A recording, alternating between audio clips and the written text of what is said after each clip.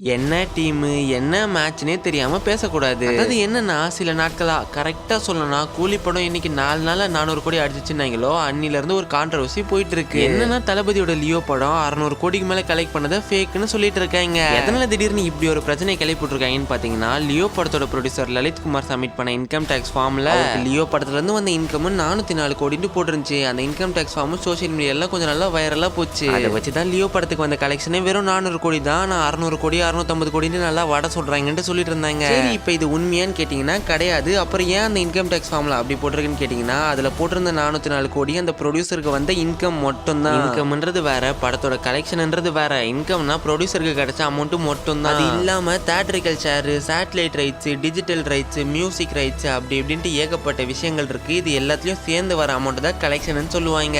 Leo படத்தோட collection 600 கோடிக்கு மேலன்றது உண்மைதான். ஒன்னு சொல்லிக்கிறேன், படத்தோட கலெக்ஷன்லாம் ஃபேக்கா அதிகமா சொல்லிட்டு அதுக்கு போயிட்டு ஐடி கட்டுறதுக்கு ப்ரொடியூசர்ஸ்லாம் என்ன பைத்தியக்காரங்களா?